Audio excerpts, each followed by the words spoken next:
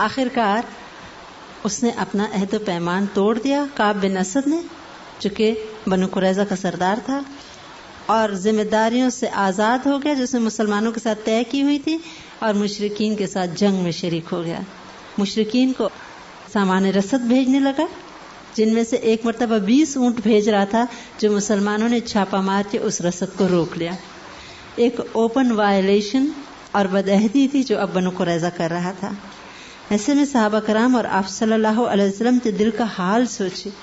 پیچھے بھی دشمن، آگے بھی دشمن، اور جو پیچھے دشمن ہے ان کے سامنے مسلمان خواتین اور بچے سارے ایک قلعے میں. تبھی تو ابو بکر رضی اللہ تعالیٰ عنہ فرماتے تھے ہم پہاڑی پہ چڑھ چڑھ کے دیکھا کرتے تھے کہ کہیں مدینہ میں کوئی ناخوشگوار بات تو نہیں ہو رہی. ایک دن ایک یہودی آیا اور عورتوں کے قلعے کے ارد گرد چکر کاٹنے لگا. وہ اسٹو میں آیا تھا کہ دیکھے اندر کوئی فوجی ہیں کہ نہیں حفاظت کرنے کے لیے. کون تھا؟ کوئی بھی نہیں تھا. مٹھی بھر تو لوگ تھے، وہ تو سب فرنٹ پہ تھے. ایک حضرت حسان بن ثابت رضی اللہ تعالیٰ عنہ تھے، وہ بھی شاعر تھے، وہ سپاہی نہیں تھے، وہ تو قلم سے جہاد کیا کرتے تھے اپنے اشعار کے ذریعے. حضرت صفیہ رضی اللہ تعالیٰ عنہ جو آپ صلی اللہ علیہ وسلم کی پھوپھی تھی، بہت بہادر تھے. انہوں نے کہا کہ حسان، میں دیکھ رہی ہوں کہ وہ یہودی چکر لگا رہا ہے، تم آگے بڑھو اور اس کو ختم کر دو. وہ کہنے لگے کہ آپ جانتی ہیں کہ میں یہ کام نہیں کر سکتا. یعنی اگر یہ لڑائی وغیرہ جانتا ہوتا تو آج یہاں تھوڑی بیٹھا ہوتا. حضرت صفیہ رضی اللہ تعالیٰ عنہ فرماتی ہیں میں نے خود اپنی کمر باندھی، ایک بہت بڑا ڈنڈا میں نے اٹھایا، اور آخر کار جا کے اس یہودی کو میں نے اتنا مارا کہ وہ مر گیا.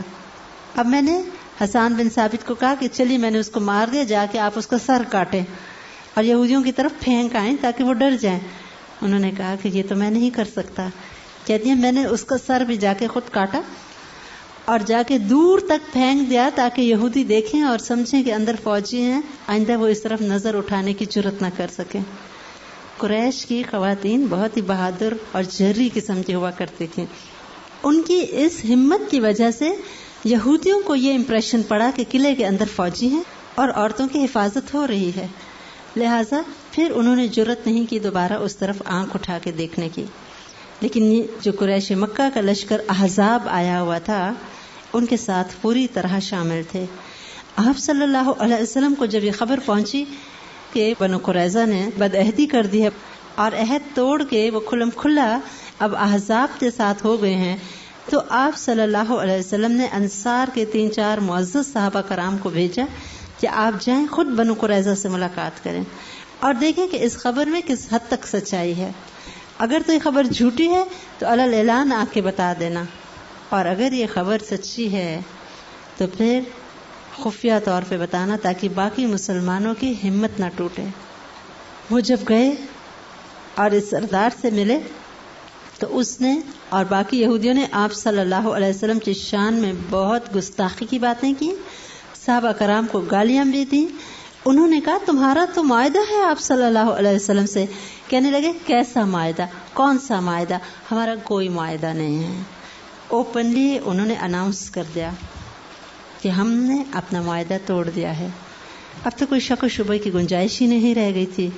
صحابہ کرام جب لوٹے تو آپ صلی اللہ علیہ وسلم نے پوچھا تو انہوں نے کہا ازل اور قارا، یعنی جو کام ازل اور قارا نے کیا تھا بدعہدی کا، وہی یہودیوں نے کیا ہے. اگرچہ انہوں نے تو بہت خفیہ انداز اور کوڈ ورڈز میں بات کی، لیکن مسلمانوں میں ایک پریشانی کی لہر دوڑ گئی. منافقین مذاق بھی اڑانے لگے اور مسلمانوں کو ڈرانے بھی لگے. کہنے لگے واپس چلو، اب بھلا کیا ہو سکتا ہے، پیچھے سے بھی دشمن، آگے سے بھی دشمن.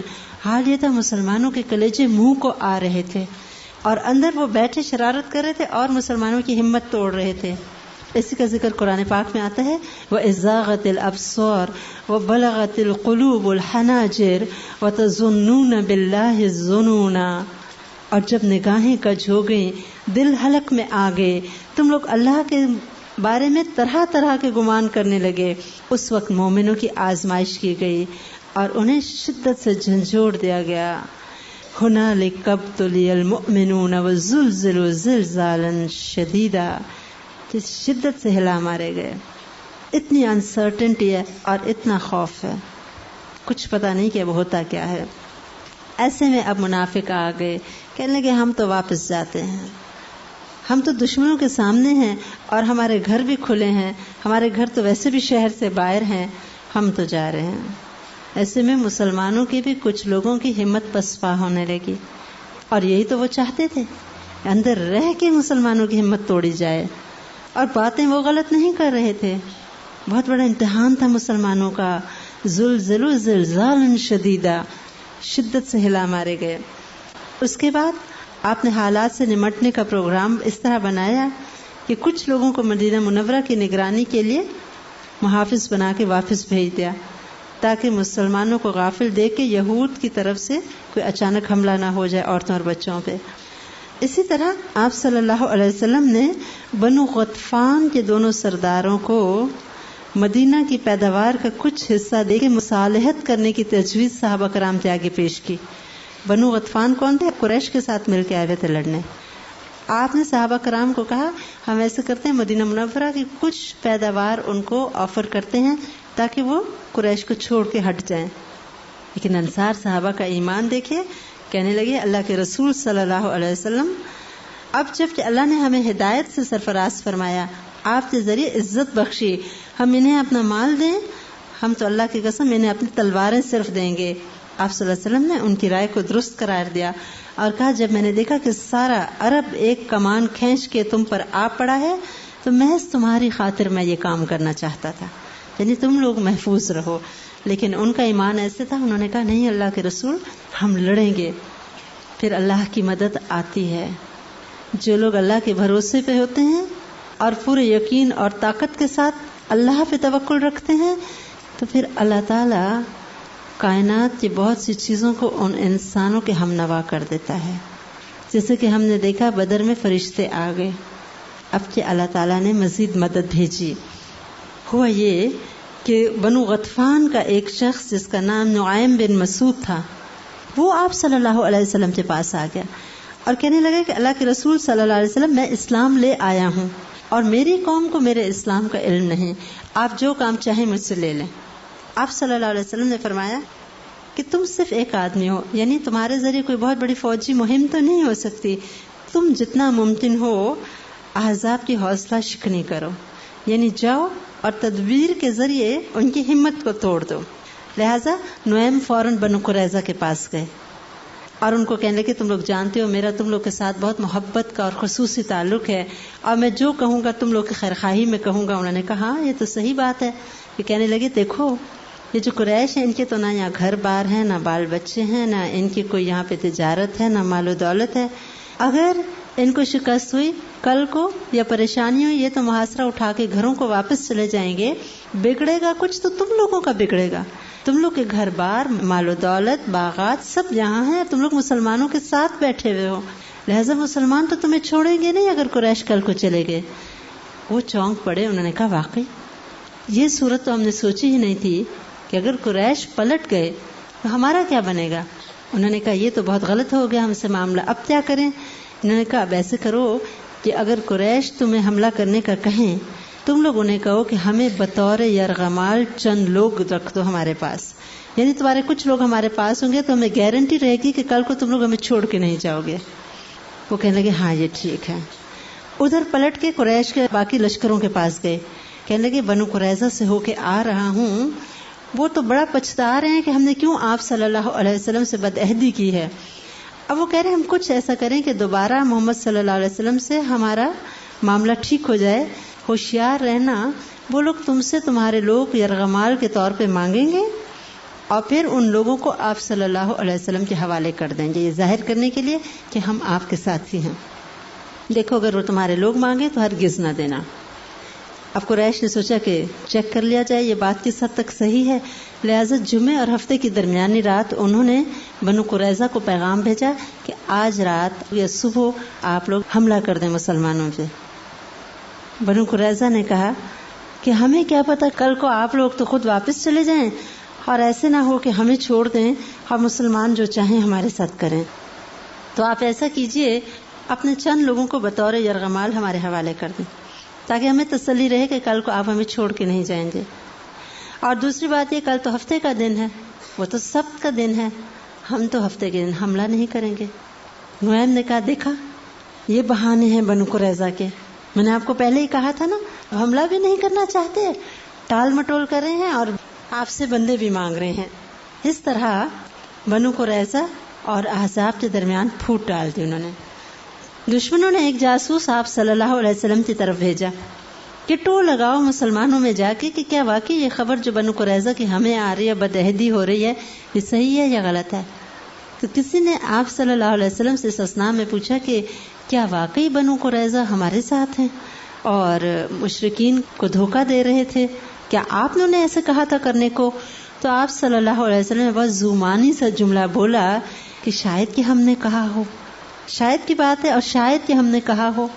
جاسوس نے سنا تو فوراً دوڑا واپس, کہنے لگا یہ تو ساری پلاننگ تھی, بنو قریظہ تو کبھی بھی ان کے خلاف نہیں تھے اور یہ تو ہمیں الو بنا رہے تھے.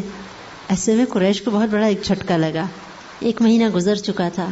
حضرت ابو حذیفہ رضی اللہ تعالیٰ عنہ جب کہ بعد کے دور میں بہت بوڑھے ہو گئے تھے تو ان کے آگے سے جو بال بچے تھے ان سب نے کہا کہ ہمیں بتائیے, ہمیں جگہ عذاب کا قصہ سنائیے, کاش کہ ہم بھی اس وقت ہوتے, ہم آپ صلی اللہ علیہ وسلم کا ساتھ دیتے. انہوں نے کہا کہ بچوں, وہ اتنا سخت وقت تھا کہ تم لوگ سوچ بھی نہیں سکتے.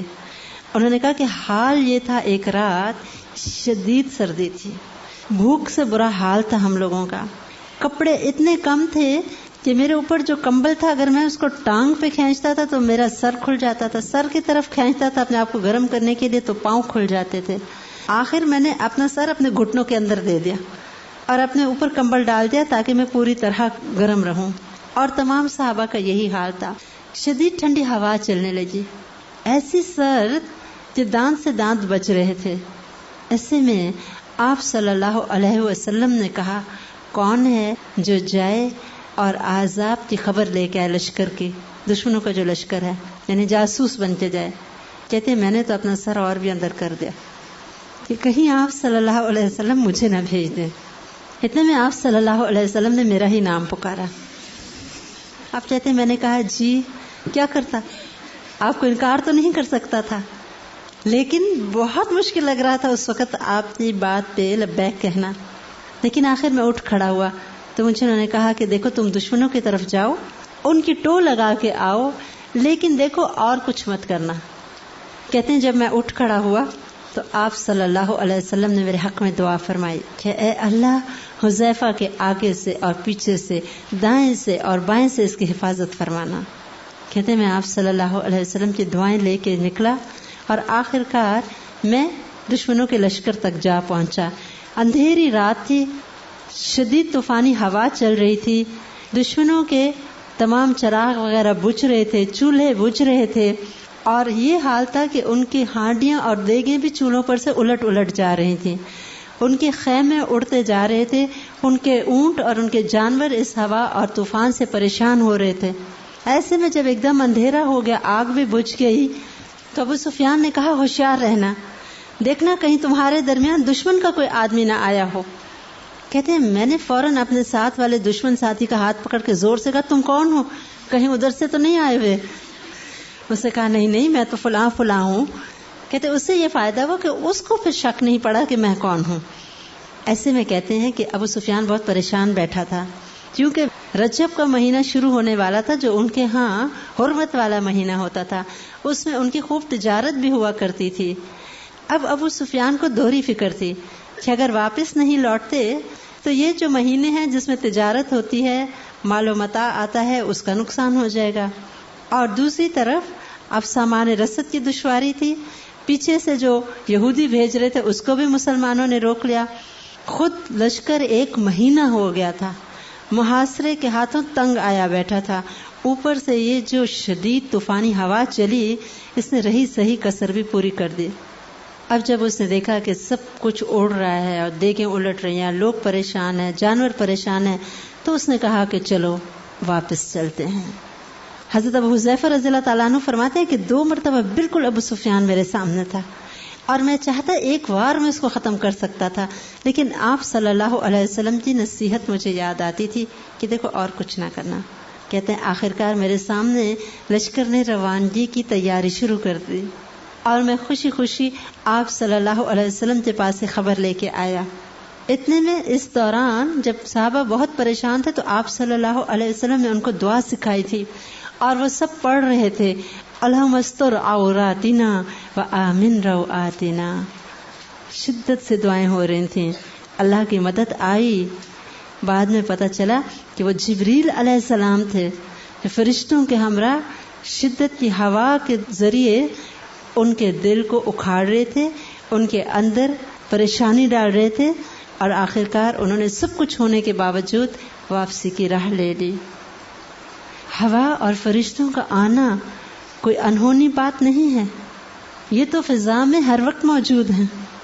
لیکن پتہ یہ چلتا ہے کہ جب اللہ تعالیٰ کسی کے ساتھ اپنی رحمت کا ارادہ کرتے ہیں تو کائنات کی ہر چیز کو اس کے ہم نوا کر دیتے ہیں. پھر انہی فرشتوں کے ذریعے اور اس ہوا کی شدت کے ذریعے دشمنوں کو اکھاڑ دیا اور انہوں نے واپسی کا راستہ لیا.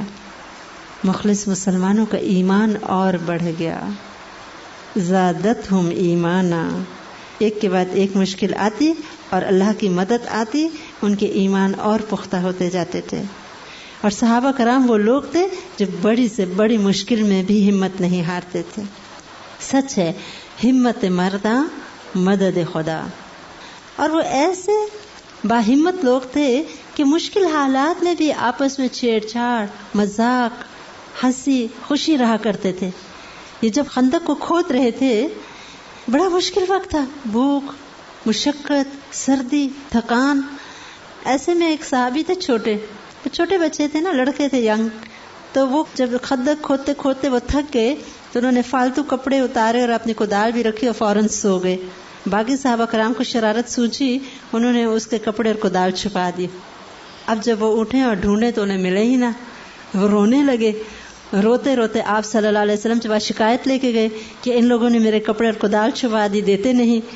آپ صلی اللہ علیہ وسلم نے ایک طرف تو دوسرے صحابہ کرام کو تھوڑا سا ڈانٹا کہ اس کی چیزیں اس کو واپس کرو، اور ادھر اس ننھے صحابی کو کہا رقود، بہت زیادہ سونے والے، یعنی یہ کوئی سونے کا ٹائم ہے.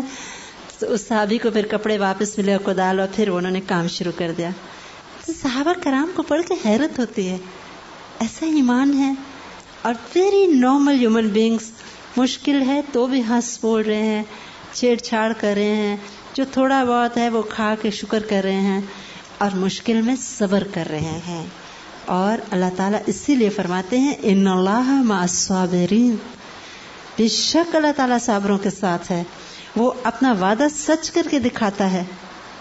ضرورت ہے کہ صبر تو ویسا ہو جیسا ان لوگوں کا تھا. جب صبح ہوئی، حضرت حذیفہ رضی اللہ تعالیٰ عنہ فرماتے میں جب یہ خبر واپس لایا، میں لیٹا تو آپ صلی اللہ علیہ وسلم نے اپنی چادر مبارک میرے اوپر ڈال دی. کہتے ہیں میں ایسا بے خبر سویا اور ایسا گرم ہو کے سویا کہ جب آنکھ کھلی تو سورج تقریباً نکل آیا تھا، اور دیکھا تو عذاب تمام سے تمام واپس جا چکے تھے. بہت خوشی کا دن تھا مسلمانوں کے لیے. بغیر لڑے اللہ تعالیٰ نے ان کو اس جنگ میں ایک فتح دے دی تھی. یہ بیٹل آف نروز تھی، اور مسلمان اپنے اعصابی قوت اور اللہ کی مدد سے یہ جنگ بغیر لڑے جیت گئے. ان کے اعصاب جواب دے گئے تھے سب کچھ ہونے کے باوجود، اور مسلمان اس جذبہ ایمانی کی وجہ سے پوری طرح جمے رہے. آپ صلی اللہ علیہ وسلم نے فرمایا اب وہ نہیں آئیں گے، انشاءاللہ اب تم لوگ ان پہ حملہ کرو گے. جنگ احزاب کے بعد پھر کوئی اور باقاعدہ جنگ فتح مکہ تک نہیں ہوئی. ایک سکون اور اطمینان کا پیریڈ شروع ہوا، اور قریش کو یقین آ گیا کہ مسلمانوں کے ہمراہ واقعی اللہ ہے. یہ تھی جنگ احزاب. اب اگر آپ چاہیں تو اس پہ کوئی کمنٹ کر دیں. کیا قریش کو خندق کی کھدائی کے بارے میں اطلاع نہ ملی تھی راستے میں، یا پھر انہوں نے اپنے نفری غرور میں اسے نظر انداز کیا؟ پتہ یہی چلتا ہے کہ قریش کو خبر نہیں ہوئی تھی اس کی، کیونکہ وہ حیران ہو گئے تھے آگے آ کے کہ یہ ہوا کیا. اسی طرح جب آپ صلی اللہ علیہ وسلم فتح مکہ کے لیے نکلے تھے تو آپ نے دعا کی تھی کہ اے اللہ قریش سے یہ خبر کو روک دے. اور ان کو بالکل نہیں پتا چلا تھا. مسلمانوں کا 10,000 کا لشکر جب ان کے سر پہ پہنچ گیا تو انہیں پتا چلا کہ تو اتنا بڑا لشکر آ گیا ہمارے سر پہ. تو جب اللہ چاہتا ہے سب کچھ ممکن ہوتا ہے. The way everyone owned Hazrat Salman رضی اللہ تعالیٰ عنہ is thought provoking. How much do we own each other? For example, within the groups, what level of care and concern do we show to each other? This is something we all need to think about. بالکل ٹھیک بات ہے. ان کا کام اسی لیے کامیابی سے ہمکنار ہوتا تھا کہ وہ لوگ ایک دوسرے کے لیے کنسرنڈ ہوتے تھے, ایک دوسرے کی کمی بیشی کو معاف کرتے تھے, ایک دوسرے کے لیے دل کو صاف رکھتے تھے, اور اسی وجہ سے مشکل سے مشکل پروجیکٹ کو وہ کر لیتے تھے. وہ اتنی لمبی خندق ہے, اس کا 15 دنوں میں کھد جانا بذات خود ایک ناممکن کام ہے. اگر آپ اس کی پوری وہ لینگتھ اور بریتھ دیکھیں, اٹ وازنٹ اے جوک. اب بھوکے انسان, تھکان سے چور چور, سردی ہے, جسم پہ پورے کپڑے نہیں, لیکن انہوں نے اس کام کو بھی اون کیا اور ایک دوسرے سے بھی محبت کا اظہار ہے. چھوٹے صحابی کو چھیڑ رہے ہیں, حضرت سلمان فارسی رضی اللہ تعالیٰ نے فیل کر رہے ہوں گے کہ میں کس کو بلانگ کرتا ہوں. سب نے کہا آپ ہمارے ہیں. ہم کب کسی کو کہتے ہیں کہ آپ ہمارے ہیں؟ کوئی باہر سے آئے تو صحیح. جنرلی آپ دیکھیں نا ہماری لائفز میں, کہیں پارٹی ہو تو ہم اپنے گروپ میں بیٹھے ہیں, کوئی بیچارہ اکیلا اجنبی آئے, وہ بیچارہ پریشان بیٹھا رہے گا, کوئی نہیں کرتا آگے بڑھ کے اس کو ویلکم کر دے, اس کو بلا لے, اس کو کمفرٹیبل کر دے. وہ لوگ ایک دوسرے کو کمفرٹیبل کرتے تھے, خود نہیں کھانے کو دوسروں کو کھلا رہے ہیں. تھوڑی سی سورہ الحشر کی تلاوت سنتے ہیں, کیونکہ حضرت ابن عباس رضی اللہ تعالیٰ عنہ فرماتے تھے کہ اس سورت کو سورہ الحشر کی بجائے سورہ بنو نذیر کہو, کیونکہ اس میں موسٹلی ان کا ذکر ہے.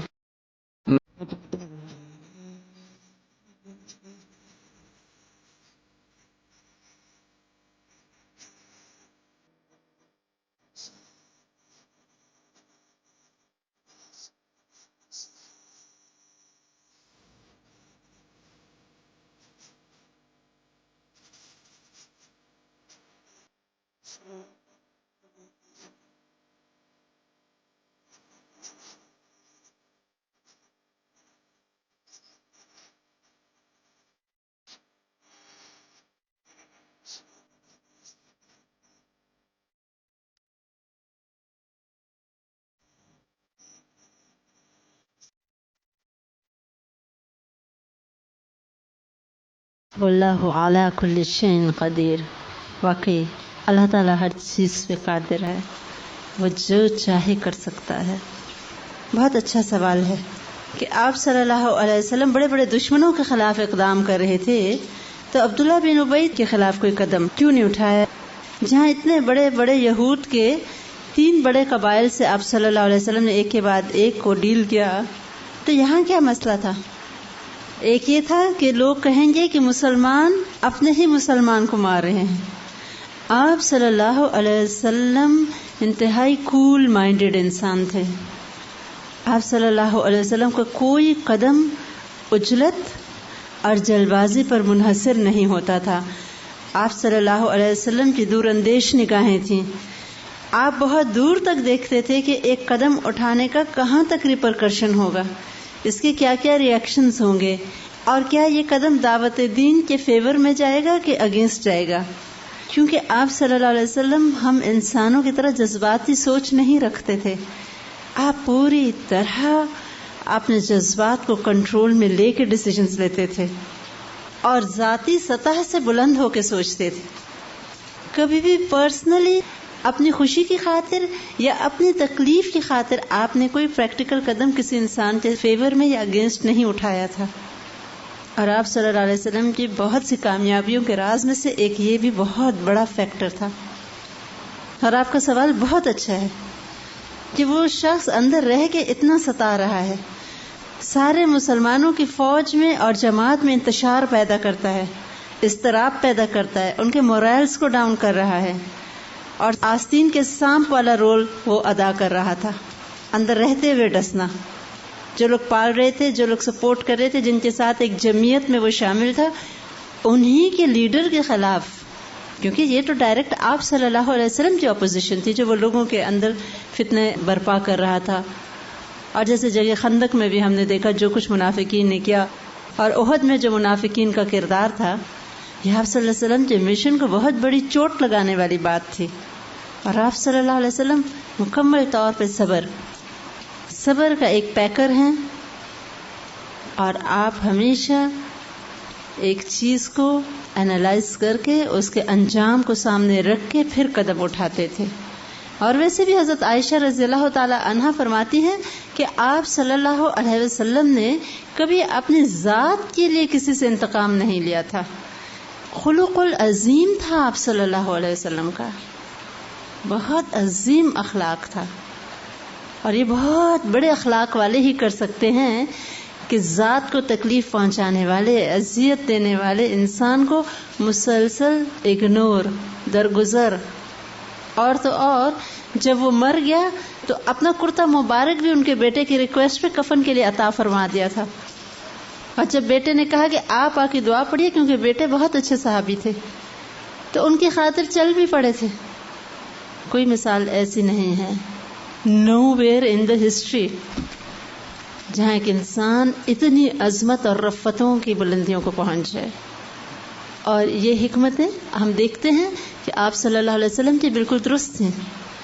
جس طرح آپ نے کانسٹنٹ اگنور، صبر اور درگزر کا معاملہ کیا، اس سے فائدہ یہ ہوا کہ ان دا لانگ رن عبداللہ بن ابی کی منافقت کھل کھل کے سامنے آنے لگی، اور پوری طرح لوگوں کے دل میں یہ بات واضح ہو گئی تھی کہ اب اگر عبداللہ بن ابی کے ساتھ کچھ کیا جاتا ہے تو آپ صلی اللہ علیہ وسلم بالکل حق بچانے پہ، اس میں آپ کی ذات انوالو نہیں ہے. پورے اسلام کے مشن کی اپوزیشن کی بات ہے جو عبداللہ بن ابی کر رہا ہے. بڑا اچھا کمنٹ ہے. محمد صلی اللہ علیہ وسلم's role in this background, especially when he returned the corpse without taking 10 camels, makes me think of this quotation, act like an oyster which when wounded yields pearls. کہ جب سیپ کو کوئی چیز تکلیف دیتی ہے تو بدلے میں اسی کو موتی بنا کے واپس اگل دیتی ہے. آپ صلی اللہ علیہ وسلم کو لوگ تکلیف دے رہے تھے، اذیت دے رہے تھے، ختم کر رہے تھے، اور آپ احسان کا معاملہ کر رہے ہیں کہ لاش بغیر معاوضے کے لے جاؤ. انک لعلی خلق عظیم. سبحانک اللہم وبحمدک، نشہد ان لا الہ الا انت، نستغفرک ونتوب الیک.